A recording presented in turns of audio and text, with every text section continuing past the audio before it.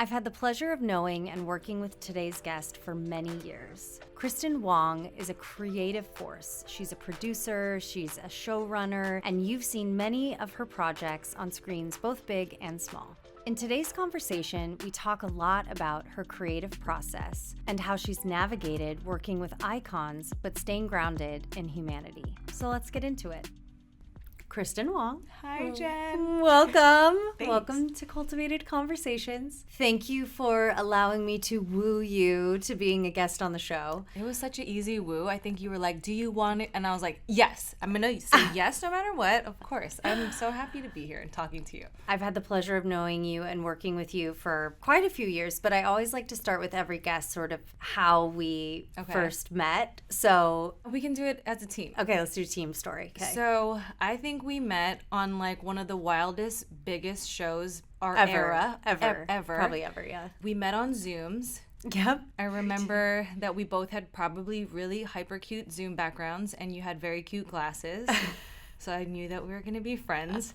And that led to like what I think we all called like a fever dream. Or if you could joke it into existence or if you can imagine it into existence, that creative idea was going to happen. Yeah. And it was the Dear Class of 2020 for YouTube originals. Yeah, I mean, this was, I think it was, 6 weeks into the pandemic, and then I think we had 6 weeks to pull the show off. And who did you pull out of your pocket, Jen? I mean, we had Lady Gaga, Beyonce, Taylor Swift, Justin Timberlake, the Obamas. Schitt's Creek. Yeah, we had Schitt's Creek perform a Mariah Carey song with a special cameo by Mariah Carey in the end. Like, it was insane. There was over 100 talent on it, easily. Yeah, BTS. Yeah. Gave their first ever commencement speech. Yep. And a lot of creators too. Like I think didn't we have Mr. Beast we had a lot of those like big YouTube creators. The Try Guys too. who came out with the funniest thing. I don't know. It was just like it was just the best and craziest way to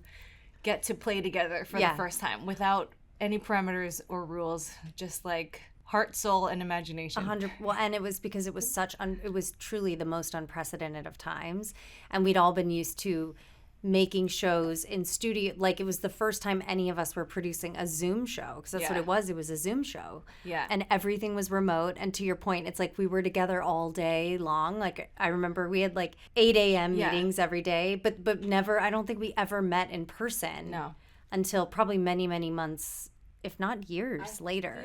I feel like in the span of like not knowing you in person, I saw you as like a woman and then a pregnant woman and then a mother of one child and then we met, you know what I mean? And it was like absolutely nuts. Yeah. And then a mother of one child while pregnant with the other. Yes. It was incredible. We were fast friends, and I also just think that our working styles vibed, right? I think like you have this brilliant, creative way about you. But then I think one of the things I respect about you so much is you get it, right? And you know, like, I think that a lot of times there's leaders, right? Which you are on so many of these projects, right? You're the leader, you're show running or executive producing or whatever it might be. You know when something needs attention. And I think not everybody has that. So I think just kudos to you. Kristen Wong, showrunner, creative, producer, you know, all of these things, right? But how did you get to said place in your life and career? I think that you are who you are, and anything that you kind of accomplish in your life, you could kind of trace back into why it makes sense for you. Yeah. So like I can definitely tell you that growing up, I was an only child. So I was just like the oldest grandkid, and there was like 12 of us or 11 of us. And so I was producing shows and pageants and entertainment for my family, like before you even knew what that was. Just my whole life. Yeah. Like I remember we got like a hand-me-down desk in from like a neighbor. Someone gave us their like big businessman's desk. Yeah. And like it was put right in our living room, like in the middle of the living room, because no one knew where to put it yet.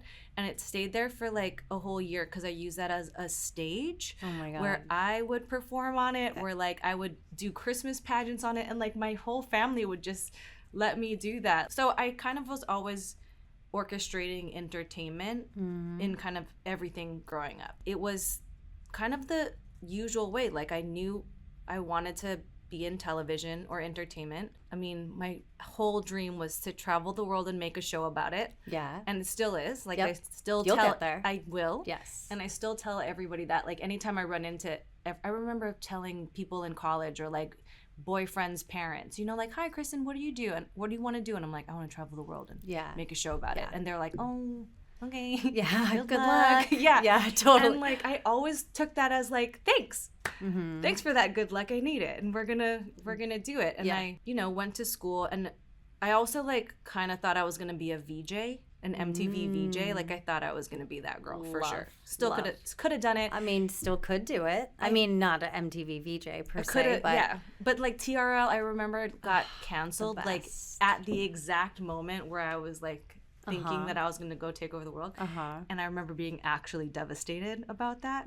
I was too. Yeah, it was rough. I mean, every day I came home from school, it's like, yes, I want to be the female Carson Daly. We just would watch the same music videos like all our days. So yeah, like I grew up in that. Like I was addicted to music videos.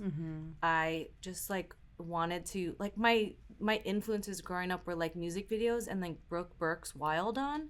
Oh my gosh. Yeah, imagine like traveling the world and partying and making a show about it. Like I really saw that as a reality. Yeah.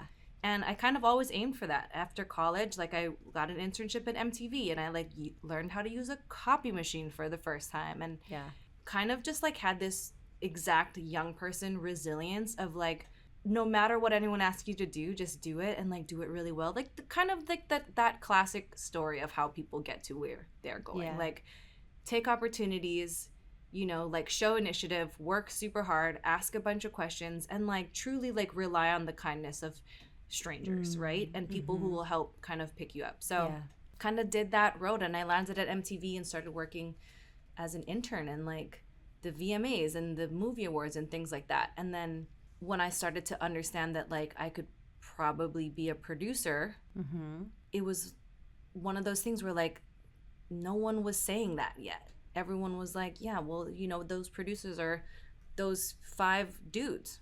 Yeah. They do everything. Yeah. And they're older and they're rich. And so I kind of really just always felt like I was going to get there. And I would like, this is what I do.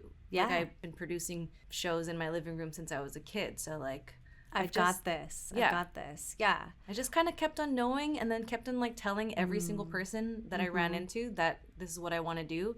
And if you speak it, it will happen. Yeah. And I tell that to people all the time. I'm like, you have to, because I think for a long time I wasn't telling people that anymore. Like I came out with a lot of gusto saying I want to travel the world and make a show about it. I want to be a producer. But when you get like laughed at so much, and hard. When you get like told that, you're kind of like, oh, cool. I'll just like be quiet really quick. Was there some kind of fork in the road or pivot or something that you feel like reignited your confidence to speak it outwardly? It was just that thing where I couldn't hold it in. Just like creative ideas, you know, even when like people above me or my bosses like weren't usually welcoming other opinions or other creative ideas, like I had the privilege to be that ignorant and that excited about my own ideas where like I couldn't ever hold them in. And I'm like, but and I would do it in a polite way, and I would really try not to like steal any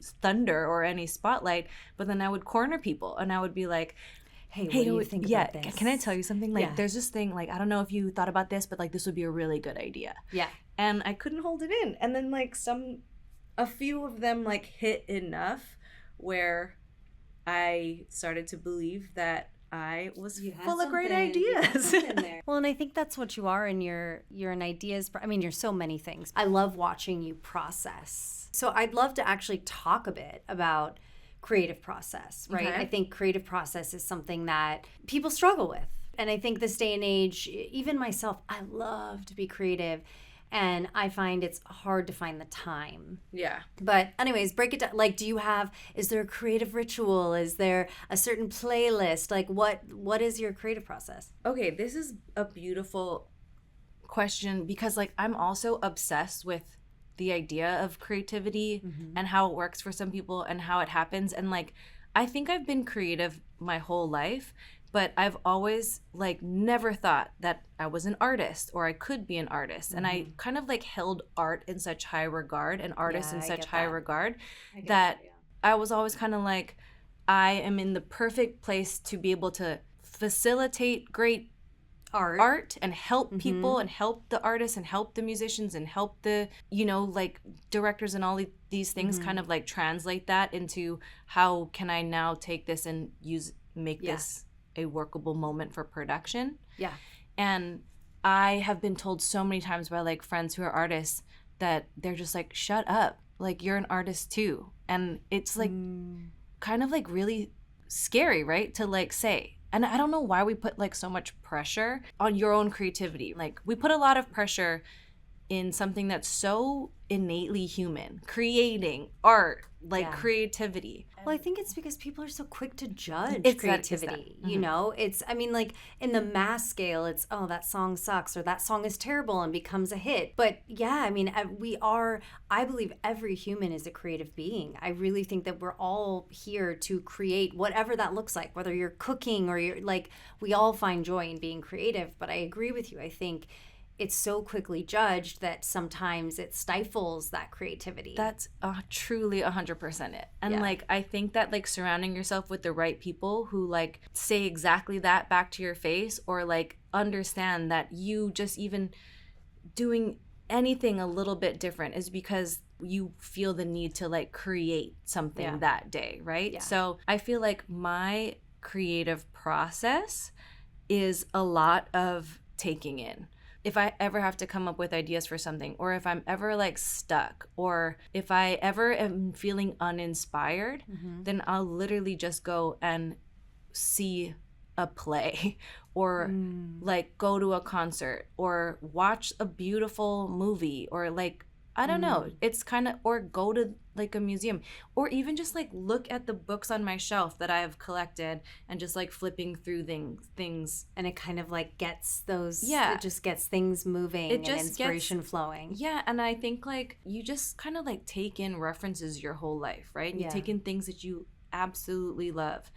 And you just kind of like hold on to, whether it's like, you know, how they open this film, or how everything, like literally everything that you kind of just like liked, you can kind of use and mold together and then just like serve it back somehow to the world. And then what I notice is that it comes so obviously. Like you can kind of have nothing for a little bit, this whatever writer's block, and you could be sitting at your computer and just like writing a bunch of stuff that you're like, oh my gosh, this is really nothing. Like this sucks.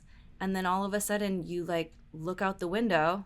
And then there you go, it just pours out of you. And it's so obvious. Yeah. And you're like, and then you just like, I think what I do is I try so hard to like keep that feeling of excitement and like, oh my God, this is really, really good. And just like feeding myself with like self-confidence.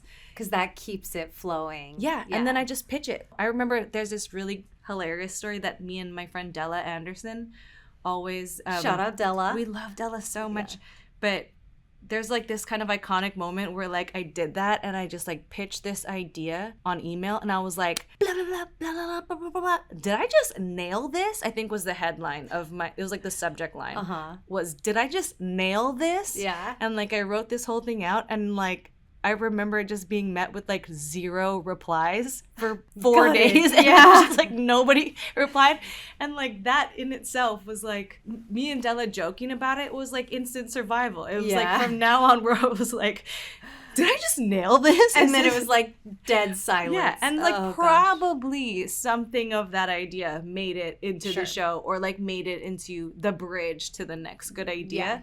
But so in a very much more concise answer, like my creative process is just taking stuff in and appreciating art and appreciating like just kind of anything that people are doing, and then seeing how it kind of unlocks all these little parts in my memory and your soul. One of the pieces of creative process oftentimes when you're making a show, right, there's a buyer, there's a network, there's someone who is paying for it to be made, right? And so I think that's often the dance that people in your role and mine, right, have to play. It's this holy shit, this is the most epic creative idea ever, and then here are the notes from the buyer or the network. So like, what would be your advice? Like, how do you handle situations like that? And have you ever been met with, this is terrible, you need to completely redo it? Let me scan my memory on that. This is terrible. Well, you need to completely redo it. Let me think. Well, then if you have to scan your memory, then like, great. I think that oftentimes is one of the hardest parts when you have a really creative team, you know, which I know working with you and many of our colleagues and friends that we work with a lot, right? And always trying to be innovative, because I think that's also in our DNA as producers, is to be innovative, because there's a lot of the same shit that's repackaged and put out. And I get it, right? It's safe. If ratings are good on Love Island wherever, let's do Love Island over here. Right, you know, and I understand that. But I think sometimes when there's something that is different or fresh, that there's just sort of this like not aligning between the buyer and the creative. So I guess really what I'm asking is like, what has been your experience there and how have you handled some of that? Like, my instinctual answer to this question is that it doesn't happen so often. Because I think that like I'm a hyper good listener. Like, I think that whenever I am part of a project, I think I like do a whole bunch of research and like a whole bunch of like really trying to get in and understand what we're doing here. Like, I think that's what we were talking about earlier. Like, you know, I appreciate an idea so much where I'm like, what are you actually trying to do? And it's like Virgo, it's like also I'm a Virgo, right? And so what I notice is that like sometimes I'll feel like I'm a slow menace. So I'm doing everything at my own time. I'm doing so much work. I'm executing so many things that I need to get done to be able to like pitch a great idea. But like sometimes I'll feel that the world around me is like, where's those ideas? Like, what are you doing? Like, what's going on?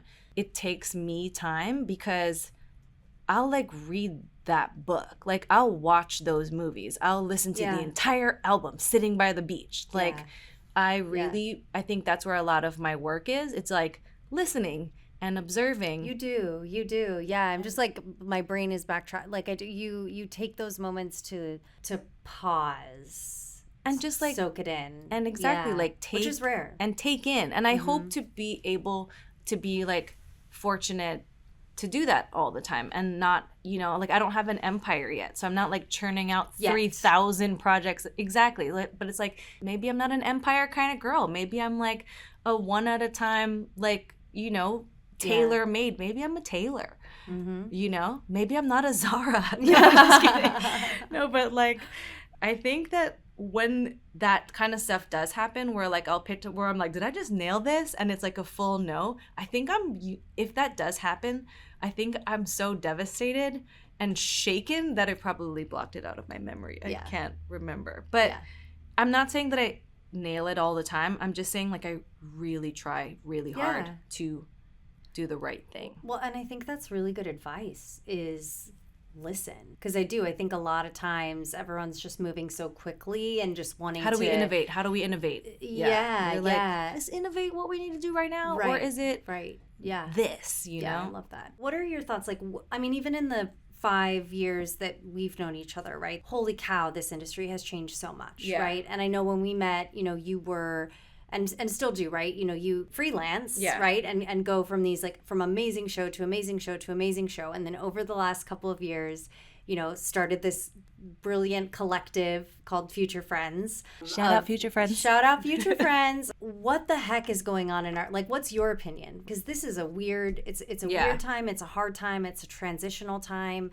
You know, I do believe that through these times are many opportunities. Right. But yeah, I mean, I'm just curious, right? Because you picked a hell of a time to kind of start a thing. Starting Future Friends in this like really tumultuous time was exactly what we needed to do. Like, the reason that I'm so gung-ho about Future Friends is because like it feels like exactly the response. Like it feels like, what, are you kidding me? Like, we need to do this. Like this is exactly, it's kind of like the only thing I want to be doing. And like, it is scary, like transitioning from this kind of freelance world to like just dedicating yourself to your thing. And I've noticed that, like, you know, once you start kind of focusing on what you want to do and your business, like it grows so much in your heart and in your mind and then in like the people around you. Then it starts to like become a real thing. I remember when we first like launched Future Friends, we were joking because like all we really had was like a really cute name and a great logo. Yeah. And we were like, we got a logo. If you have a logo, I mean, it's official. You know, that was actually like a very funny piece of like advice from like another friend. His name is Jeff, and he's a music mixer, and he has no idea, like he's like changed the course of my life. Like I remember one time I was at his thing, and then he had like a plaque, like, you know, like from the 80s that someone just ordered, and it just said his like business on it, and it was on a door. And he's like, that's all you need is like plaque and an Instagram, and then you're in business. And I was like, could that be true? Yeah. Getting back to like, so Future Friends, like we had. Tell us what is Future Friends, I guess. Let's start there. So Future Friends is my production company with James Merriman and Chase Simons, and we are positioning ourselves as like the new wave of our industry and like in production and whatever that means. So, you know, however our industry molds, whether it's like big live spectacles that are 2 hours, you know, globally, or smaller, more niche branded concert events, or it's kind of every way that younger people are kind of consuming media. Like we want to be part of it, like anything that we would watch and attend on our own, like we want to have a hand in making that. So I mean, the reason I'm so late today is because I was coming from a scout, and it was a Future Friends project, and I'm like looking at the people that we gathered at the scout, and I was like, oh my gosh, I like you, I like you, I like you, I like you. Like these are all the exact people stepping into the exact roles that like this is the team that we put together. And everyone's great, and everyone is fresh, and everyone is highly capable. As for like what's happening with our industry now, there's a lot of opportunity, and I think the biggest opportunity is that we're like able to collaborate with all of the people that we are excited by and like look up to, and whether they're in Paris or like the Philippines or South Africa, like we can work with the artists and the creatives that are inspiring us, and that's something that we absolutely couldn't do before. I always refer to it as getting to say yes when you want to say yes and no when you want to say no. There's something really powerful and just that feels very now. On a bigger scale, I think after COVID, just people in their personal lives and their social lives, I think there's a lot more power in saying no. So then when you do say yes, and when you do chase something, and when you do believe in something, it's that much more impactful and powerful too. I agree. Yeah. Like, I think it really helps us not kind of like just be like little, you know, hamsters on the little hamster wheel, just trying to survive and kind of like have enough work going around. But like now it's like transitioning from like work to like dreams, you know, and that's like what I am very excited about. Like I really, this is a selfish act. I want to make my dreams come true, and I think the only way to do that is to have like freedom over what we can say yes to or what we can create. What is a belief that you held about your work 5 years ago when we met that you now have completely changed your mind about? I'm often reminded that like this is the big time, and like we're in the big time, and like sometimes the people that you're working with or creating with, like when you're like actually in conversation with these people who are like heroic gargantuan icons, they're like kind of the same, right? They're sensitive and vulnerable and open, and that's like something that I'm always reminded of, especially like when I go back home to Hawaii. I'm always reminded that, oh yeah, you are actually like playing in the big leagues, and then your dreams are like in the biggest of the leagues. Something like that. Yeah, you almost have to pinch yourself. And I say this to the team a lot too, right? Because it's like you work on a huge project and then it wraps and it's kind of like, okay, the next one. But gosh, sometimes like just taking a minute being like, holy cow, like what did I just pull off? And that, you know, and I've been a part of culture or media or whatever it is. Do you kind of often like find yourself not talking about stuff, or like just not belittling it, but just minimizing things like. Well, I think the interesting thing on my end is because there's this fascination with celebrity, right? I mean, Right. Obviously that's why they are celebrities. Right. And in the humblest of ways, I think there's very few celebrities at this point that I haven't met or worked Right. with, right?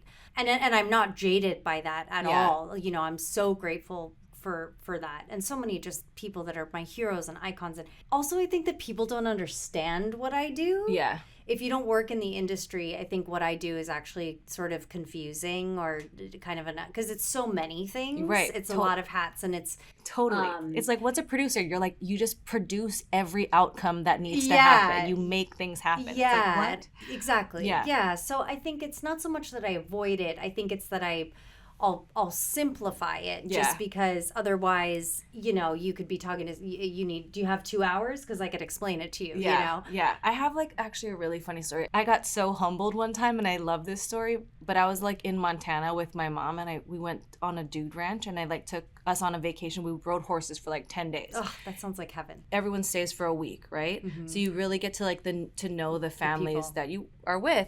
And I remember like we were like all playing poker one night, and people were like, "What do you do?" And I was like, I'm a producer. And everyone, like, there was like a mailman and a plumber and like a retired like rifle salesman and all this like, you know, classic jobs. And I was like, I'm a producer for television. And they were like, oh, do you like work on The Voice? And I was like, no, but some of my friends do probably. And then as we like kind of got more into it, they're like, so what is your job? Like, what do you do? And for some reason I took that route of like trying to simplify. Yeah. And I was like, you know, like emails and like, you know, just a lot of emails stuff. Yes. Yeah. And then like one of the guys who was the retired rifle salesman was like, oh, so you don't have any skills?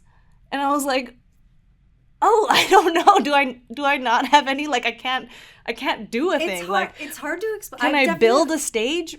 No. Like yeah, I feel like I've been on the spot before where it is hard to explain. It's a producer does whatever is needed in the moment, right? It could be helping with the creative. It could be making sure that the people are in the right place at the right time. Yeah.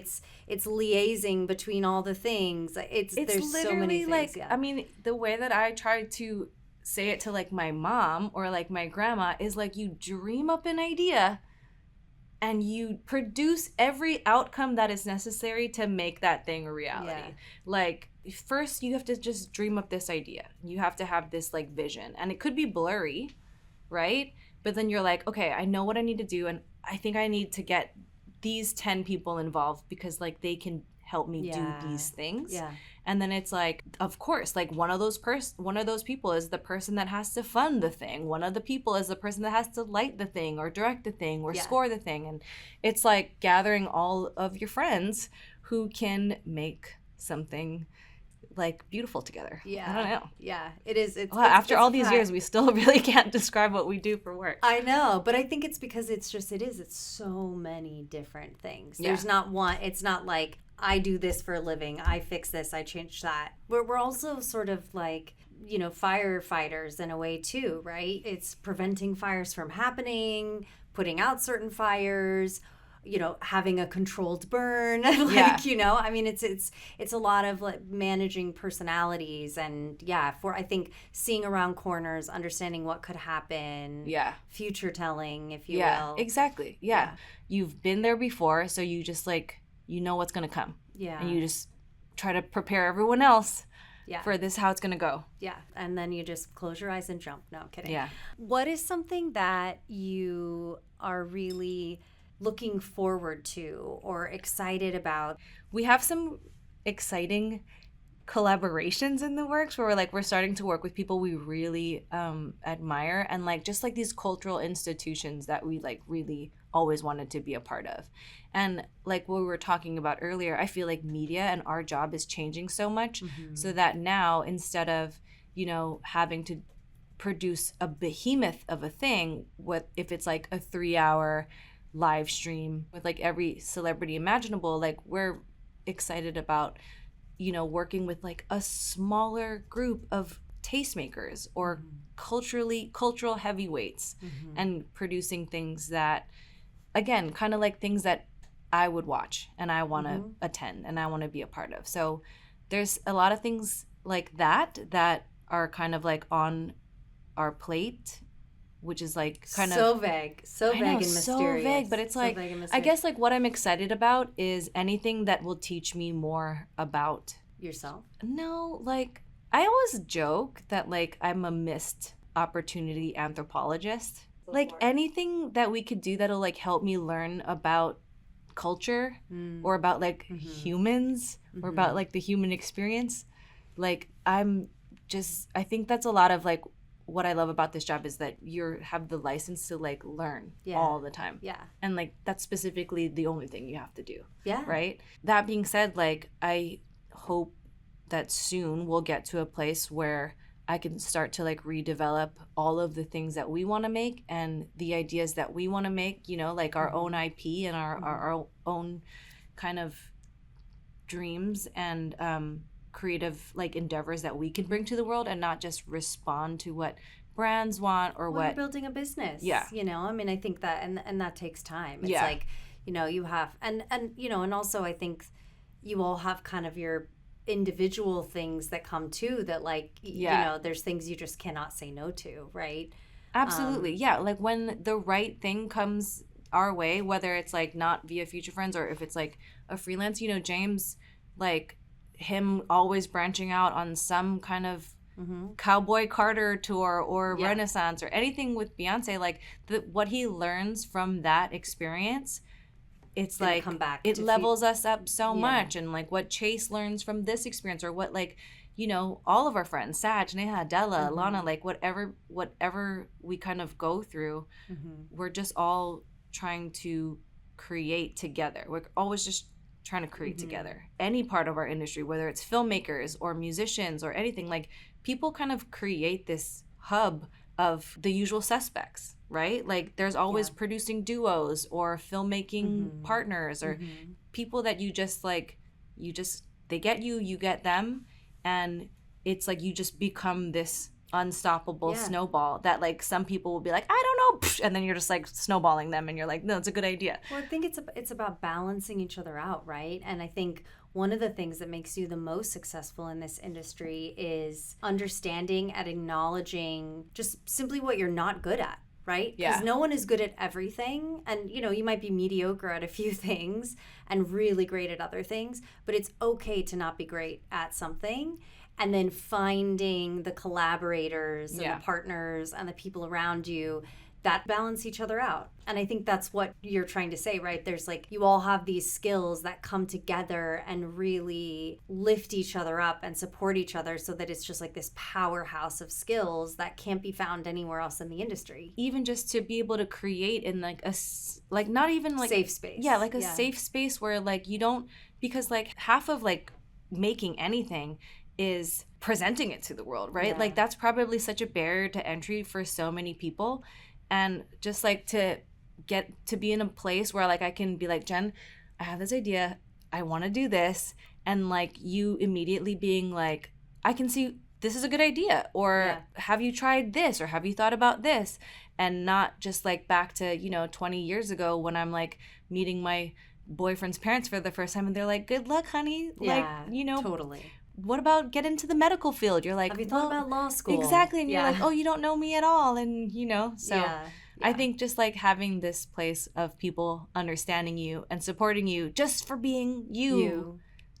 Is like kind of really valuable. What's one question that you wish people asked more often in our industry? This is what I do. Whenever I'm like in life events with like people that I work with, I always like try so hard not to talk about work because like our work kind of consumes us sometimes and it's like really stressful. And I don't know, people are always like, what are you working on? And you're like, what'd you eat for dinner last night? Or like, what did you do this weekend that was fun? Or like, when's the last time you went to the beach? Or did you go on this hike? I don't know. I think like this is kind of a silly answer, just because I love it. But it's just like things that aren't related to work. Or it can be work adjacent. It could be like, have you seen any good shows lately? Have you gone into any good restaurants? Like life stuff. I think life stuff in our industry, I think I like waste a lot of time on Zooms because I'm always like, what are you doing today? It's so beautiful out. You know, and everyone's like, sure. Can we get straight to the agenda? And I'm like, yeah, but what are you going to do after this meeting's then? Because I'm going to get on my little moped that I just bought. And then I'm always like talking. I notice that I'm always talking about things that like could make us friends and less work related. Yeah, it's interesting, right? You go to it's like the second question, hi, what's your name? And oh, what do you do? Yeah, instead I know. of I'm always trying to like, where are you from? Or I'm always trying to like shimmy out of those questions. Or I've noticed that people that we just talk about something interesting, like if we talk about, I remember I made like a friend with someone at a party talking about space and like looking up at the sky, and it was like the partner of another producer, and I like cornered that person the whole time, and I was like, this is the best party I've ever gone to because now you and I get to talk about space the whole time, and we're like looking up at the planets, and everyone else is talking about networking opportunities, and I'm just like, that's Venus. It's just like stupid stuff. But I don't know. I think it like helps the ecosystem. It's like makes everything so much less stressful that like we know that we can get along on a real human level. I think sometimes it is overlooked, and it's just because everyone just feels so busy. I find myself getting a little perturbed or annoyed when that's the first question. It's like they're going to maybe not judge you, but they're gonna, I guess it kind of is a judgment. I'm gonna, am I interested in this person based off of what they do for a living? But I don't know, like for me, I feel like my career, my company, it really is such a huge part of me, and all of my interests are all intertwined in it. It's a fascinating thing. I think everyone pay attention to the next time you go out, and is it question number 1, 2, or 3 when someone asks what you do? And just maybe like change it up to like, what's in your sandwich? Yeah. You know? Like if you're like at a kid's birthday party, it's like, what did you get him? Yeah. What's your favorite toy? What was your favorite toy growing up? I don't know. I think that I've noticed, and like this kind of goes back to one of your questions before. It's like, what have you learned about yourself? I really do think I'm out here trying to like play with my friends all the time. And that's why like Future Friends is named that, right? Yeah. It's like we're trying to be future facing and always like on the vanguard. Yeah. But also we're going to be your friends. Like we're going to like each other and we're going to be friends. Yeah. Well, tell us where can we find Future Friends? How do we follow you? Where do we see what you're up to? Give us all the deets. Okay. My first Future Friends promo drop. So we are on Instagram, futurefriends.la. You know, you'll see us out in the town. Okay. We have a cute logo, so just look for that. You'll hear about us. We'll be sneaking up on people, so. I love it. Yeah. And Kristen, thank you so much for coming and for doing this and for sharing your story and all your experience and all your wisdom. I'm so happy to know you and have you in my life, and I'm really grateful. Thank you so much for inviting me and for just letting it be like loose and fun like this, and having, you know, general interest in bringing us all together to kind of like chat, to help us all to keep on like lifting each other up, you know? Thank you for doing this. Thank you for inviting me. Thank you for putting up with my perfect lateness. No worries at all. And thank you everyone for watching or listening to another episode of Cultivated Conversations. Please send us an email, say hi at cultivatedent.com. We want to hear from you. Tell us, what do you want to learn? Who do you want to hear from? I am here to serve you and to answer all of the questions that I can. And please be sure to follow us on Instagram at Cultivated Entertainment. And we'll see you next week.